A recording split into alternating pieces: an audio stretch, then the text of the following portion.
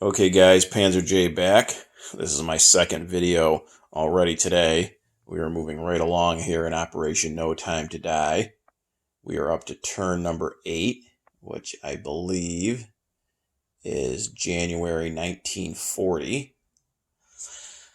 So, Germany 8.1 officially.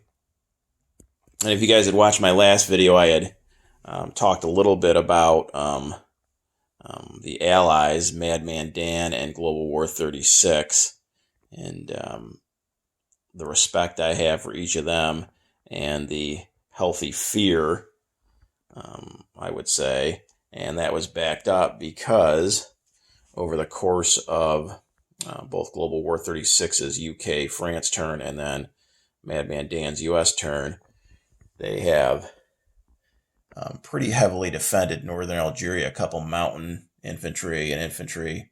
The air transports just would be a casualty. But I was going to go in with the Vichy. They've got a naval transport. I could have shore bombarded with the battleship and the fighter. Now, prior to Madman Dan lend-leasing that second mountain infantry there, it was probably only going to be 50-50, but I figured, why not? I'm going to lose this Vichy territory here, Morocco, on the next turn that Global War 36 goes. So I figured, why not try to take out those units in northern Algeria, especially before he gets a chance to bring these fighters over from Malta. But with that second mountain infantry, there's no way. The shore bombard, even if it hits, I'd still have 2 ground units, and all I got to land would be a couple infantry and a fighter. So not going to try that. So definitely give those guys props for beefing up the defenses there in northern Algeria. So that attack is off the table. So now Germany has 5 tech rolls. So let's see. We've got advanced artillery and advanced mech at stage 3. So let's try those 2 to finish them off. And then we're going to go for long-range aircraft, which is at stage 2. Radar, which is at stage 2, and wartime economy at stage 2. So let's go ahead, and first we've got advanced artillery 7 or higher, and we got an 8, so we finished off that. Advanced mech 7 or higher, we got an 8, so we finished off that. Long-range aircraft 7 or higher, we got an 8, so we moved up to stage 3 there. Radar 7 or higher, we got a 4, so we missed that one. And wartime economy 7 or higher, we got a 1. So overall, not too bad for Germany.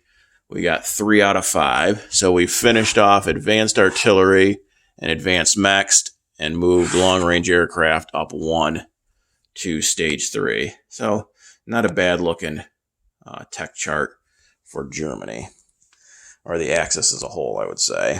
Okay, so Germany had 73 to spend because we did sign the Molotov-Ribbentrop Pact, so that was another 5. So 73, and I think we're spending all 73 of it. We'll have to redo my math here to make sure. So we've got an anti-aircraft gun for 4. We've got 2 more air transports for 16, that's 20. 2 more paratroopers for 6, that's 26. 2 Marines for 4 apiece, that's 34. Lend-lease a fighter to the Vichy, that's 44. 4 infantry for 12, that's 56. A fighter for 10, that's 66. A militia for 2, that's 68. And then we're going to move our battleship up 1 stage to stage 2 for 5. So that should be our full $73 we're spending. As far as attacks, we have 3. We're going to go ahead, and it's a new calendar turn. So the convoy line over here for Anzac can be hit again. So I'm going to go ahead and attack with one of my subs there. The other one is going to move 1, 2, 3, and into C zone 122 and convoy the FEC line here. It intersects in C-Zone 122, so that could be a maximum of 3. The other sub will stay there in 134 for that convoy.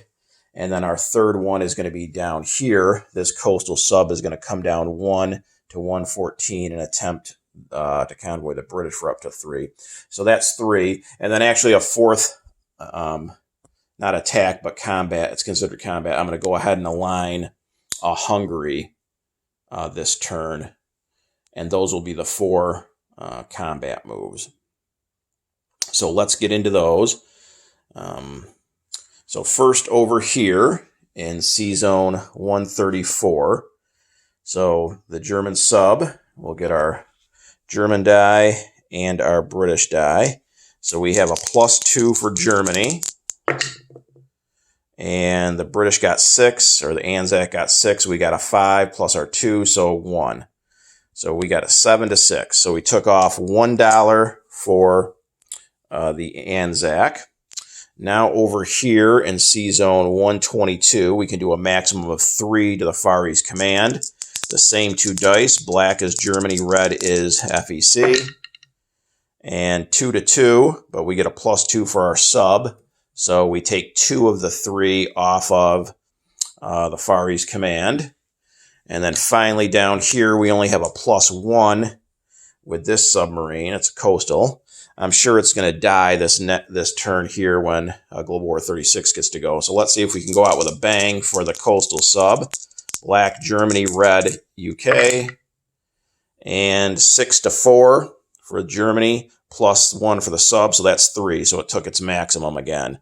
So in 2 turns of convoying, that coastal sub did 6 IPP. So it's going to pay for itself, even though I'm sure it's going to die this turn. So altogether for the convoy rating, 3 from the British, 2 from the FEC, and 1 for Anzac.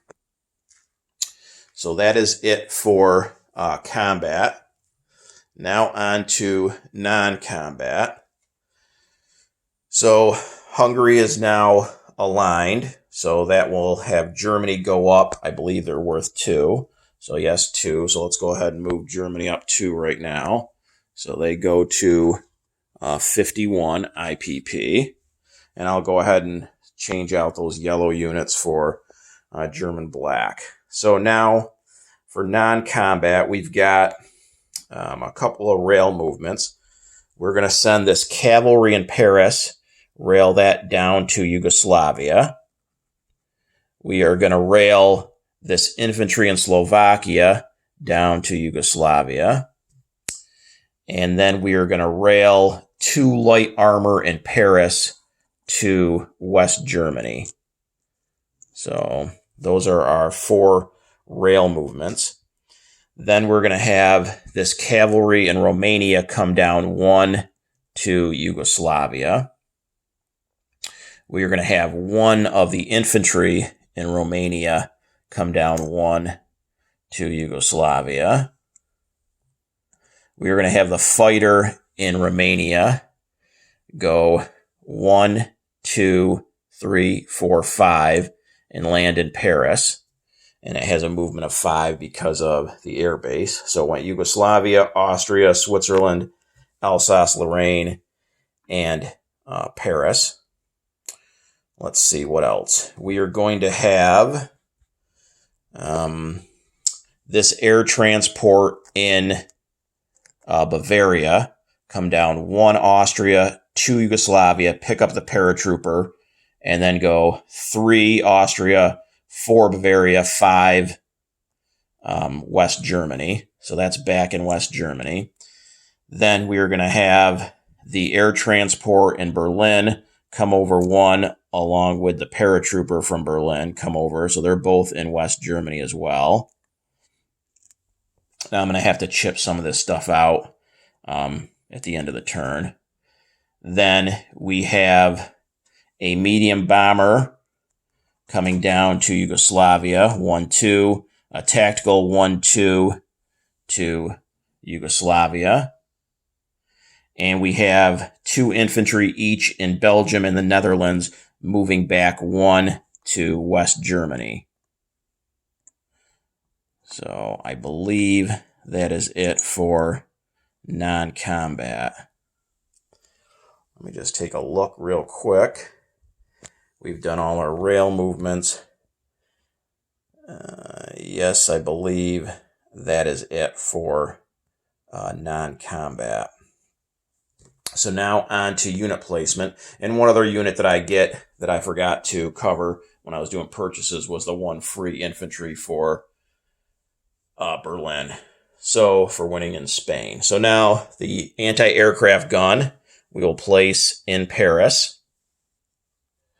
The 4 infantry that we bought, along with the 1 free infantry for a total of 5 infantry, are being placed in Berlin. We are placing 1 Marine in Berlin because we have a major factory, so we place the 4 newly purchased infantry and 1 Marine. That's our maximum 5. We are putting both air transports in West Germany. We are putting both paratroopers in West Germany. And we're putting the other Marine in West Germany. And like I said, I'll chip that off and I'll tell you exactly what's there here in a couple of minutes. Then we've got a fighter that we're lend-leasing to Vichy. Obviously can easily make its way to southern France. We've got a militia that we're putting down in Paris. And a fighter is going to go. I've already maxed out Berlin and West Germany. So I guess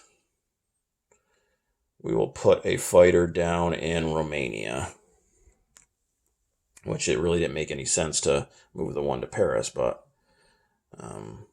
okay. So that should be it for unit placement. So now for a little recap of what's where. So in Yugoslavia, we have 3 cavalry, 2 infantry, a tactical bomber, and a medium bomber.